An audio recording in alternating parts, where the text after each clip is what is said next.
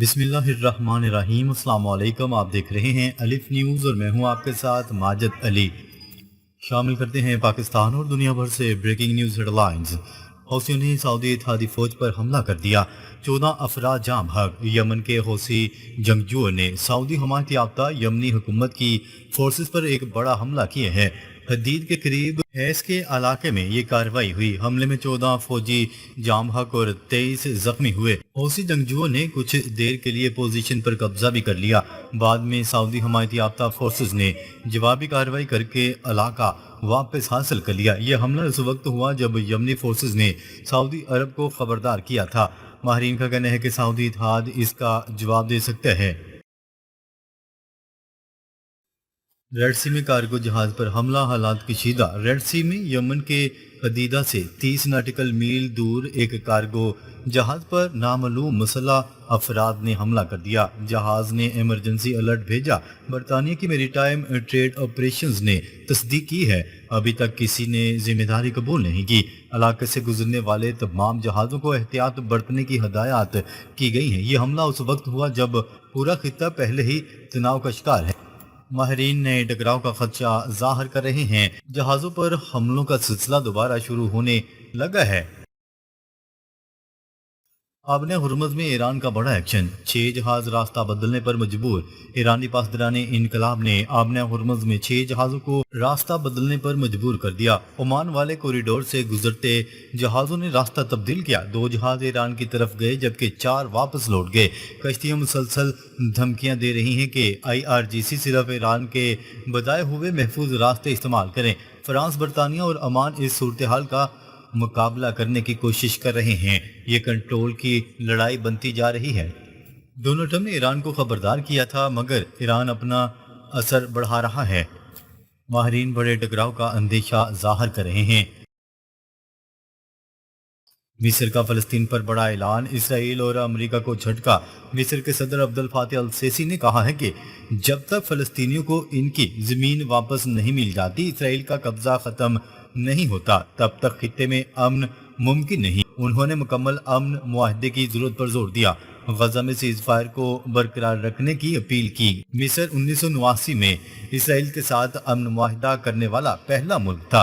اس بیان کو اہم سمجھا جا رہا ہے۔ اسرائیل اور امریکہ دونوں کو واضح پیغام دیا گیا ہے۔ مصر کا کہنا ہے کہ فلسطین آزاد ہو کر ہی استحکام آ سکتا ہے۔ یہ بیان علاقائی سیاست میں بڑی تبدیلی کا اشارہ کر رہا ہے۔ آیت اللہ خامنائی کی تدفین میں ایرانی فوجی کمانڈرز جمع، اسرائیلی ڈرونز کا خدشہ۔ تہران میں آیت اللہ خامنائی کی آخری رسومات کے دوران ایران کے تمام بڑے فوجی کمانڈرز ایک جگہ جمع تھے۔ کمانڈر احمد وحیدی سمیت دیگر اعلیٰ افسران بھی موجود تھے۔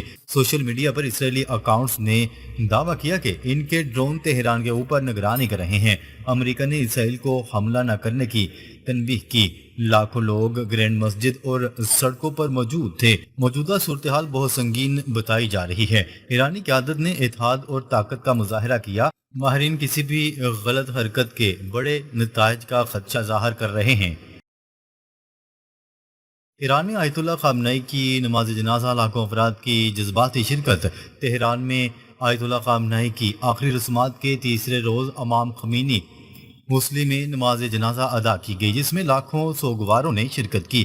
فضا غم، اشکبار آنکھوں اور جذباتی مناظر سے بھرپور رہی۔ مرحوم رہنما کے اہل خانہ، بیٹے اور قریبی عزیز بھی اس موقع پر موجود تھے۔ نماز جنازہ کی امامت آیت اللہ جعفر سبحانی نے کروائی، جبکہ ان کے خاندان کے ان 4 افراد کی بھی نماز جنازہ ادا کی گئی جو حالیہ حملے میں شہید ہوئے تھے۔ بعد ازاں جنازے کو مختلف شہروں سے گزارنے کے بعد مشہد میں سپرد خاک کیا جائے گا۔ اس تقریب کو ایران کی حالیہ تاریخ کی اہم ترین عوامی رسومات میں شمار کیا جا رہا ہے۔ سیکیورٹی خدشات کے باعث نئے ایرانی رہنما عوام کے سامنے نہ آ سکے۔ آیت اللہ خامنائی کی آخری رسومات کے دوران ان کے 3 بیٹے عوام کے سامنے آئے، تاہم نئے ایرانی رہنما مجتبیٰ خامنائی تقریب میں نظر نہیں آئے۔ مختلف رپورٹس کے مطابق وہ حالیہ حملے میں زخمی ہوئے تھے اور اب بھی زیر علاج ہیں، جبکہ ان کی سیکیورٹی کے پیش نظر انہیں عوامی تقریب سے دور رکھا گیا۔ اطلاعات کے مطابق ان کی موجودگی یا نقل و حرکت کو خفیہ رکھنے کے لیے سخت حفاظتی اقدامات کیے گئے تاکہ کسی بھی ممکنہ خطرے سے بچا جا سکے۔ دوسری جانب خامنہئی کے دیگر بیٹوں نے عوام کے درمیان رہ کر اپنے والد کو آخری خراج عقیدت پیش کیا، جسے ایرانی عوام نے حوصلے اور استقامت کی علامت قرار دیا۔ بڑے عوامی اجتماع نے ایران کے اندرونی طاقت پر نئی بحث چھیڑ دی۔ تہران میں لاکھوں افراد کی شرکت نے عالمی مبصرین کی توجہ اپنی جانب مبذول کر لی۔ بعض تجزیہ کاروں کے مطابق اتنی بڑی عوامی موجودگی اس بات کا اشارہ ہے کہ ایران کا ریاستی نظام اب بھی عوام کو منظم کرنے اور بڑے اجتماع منعقد کرنے کی صلاحیت رکھتا ہے۔ اسرائیلی ذرائع ابلاغ میں بھی اس تقریب پر تبصرے سامنے آئے، جہاں بعض سابق سیکیورٹی حکام نے اس اجتماع کو ایران کی داخلی طاقت کا مظہر قرار دیا۔ سیاسی مبصرین کا کہنا ہے کہ ایسے اجتماع خطے کی موجودہ صورتحال میں اہم سیاسی پیغام بھی دیتے ہیں اور عالمی سطح پر بھی مختلف انداز سے دیکھے جا رہے ہیں۔ تہران میں انتقام کے نعرے اور سرخ پرچم، خطے میں کشیدگی مزید بڑھنے کا خدشہ۔ آیت اللہ خامنہئی کی آخری رسومات کے دوران سوگ کے ساتھ ساتھ مختلف مذہبی نعرے بھی سنائی دیے گئے اور کئی مقامات پر سرخ پرچم لہرائے گئے۔ تقریب میں شریک افراد نے انصاف اور جواب دہی سے متعلق اپنے جذبات کا اظہار کیا۔ شیعہ روایات میں سرخ پرچم کو بے گناہ خون اور انصاف کے مطالبے کی علامت سمجھا جاتا ہے، اسی لیے یہ مناظر خاص توجہ کا مرکز ہیں۔ دوسری جانب اسرائیلی میڈیا نے نئے ایرانی رہنما کی عدم موجودگی پر مختلف قیاس آرائیاں جاری رکھیں، تاہم اس بارے میں کوئی سرکاری تصدیق سامنے نہیں آئی۔ مبصرین کے مطابق خطے میں جاری کشیدگی کے باعث آنے والے دنوں میں صورتحال مزید حساس ہو سکتی ہے۔ جاپان 7 سال بعد ایران سے تیل خریدنے میں دلچسپی لینے لگا۔ رپورٹ کے مطابق جاپان 2019 کے بعد پہلی بار ایران سے خام تیل خریدنے کے لیے مذاکرات کر رہا ہے۔ بتایا جا رہا ہے کہ ایران پر عائد پابندیوں میں نرمی اور نسبتاً کم قیمت پر تیل کی دستیابی نے کئی ممالک کی توجہ اپنی جانب مبذول کر لی ہے۔ اطلاعات کے مطابق ایران عالمی منڈی کے مقابلے میں فی بیرل تقریباً $5 کم قیمت پر تیل فروخت کر رہا ہے، جس کے باعث خریدار ممالک کی دلچسپی میں اضافہ ہوا ہے۔ توانائی کے ماہرین کا کہنا ہے کہ اگر یہ مذاکرات کامیاب ہوتے ہیں تو ایران کی عالمی توانائی منڈی میں موجودگی مزید مضبوط ہو سکتی ہے۔ کم قیمت پر تیل فروخت کر کے ایران نے عالمی منڈی میں اپنی پوزیشن مضبوط کر لی۔ ایران نے خام تیل کی فروخت بڑھانے کے لیے کم قیمت کی حکمت عملی اختیار کر لی، جس کے تحت عالمی منڈی سے کم نرخ پر تیل پیش کیا جا رہا ہے۔ مختلف رپورٹ کے مطابق حالیہ دنوں میں ایران نے تقریباً 50 ملین بیرل خام تیل فروخت کیا، جس سے اربوں ڈالر کی آمدن حاصل ہونے کا دعویٰ کیا جا رہا ہے۔ مبصرین کے مطابق اس حکمت عملی کا مقصد عالمی مارکیٹ میں اپنا حصہ بڑھانا اور زیادہ سے زیادہ خریدار ممالک کو اپنی جانب متوجہ کرنا ہے۔ یہی وجہ ہے کہ ایران کی تیل برآمدات میں نمایاں اضافہ دیکھا جا رہا ہے۔ ایران نے تیل کی تجارت میں ڈالر کی بجائے چینی کرنسی کو ترجیح دینا شروع کر دی۔ رپورٹ میں دعویٰ کیا جا رہا ہے کہ ایران اپنی تیل کی فروخت میں امریکی ڈالر کی بجائے چینی کرنسی کے استعمال کو ترجیح دے رہا ہے۔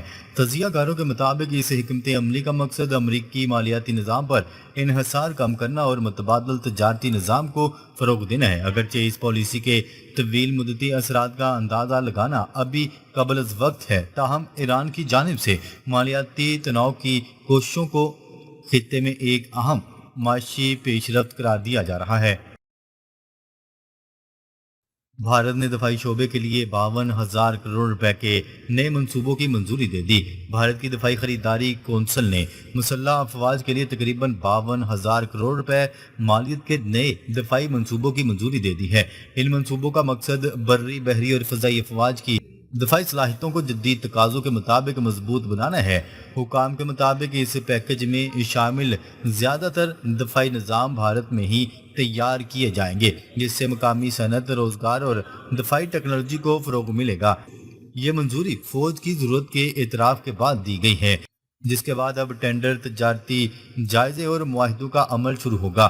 حکومت کا کہنا ہے کہ اس اقدام سے بھارت کا دفاعی شعبہ مزید خود کفیل بنے گا۔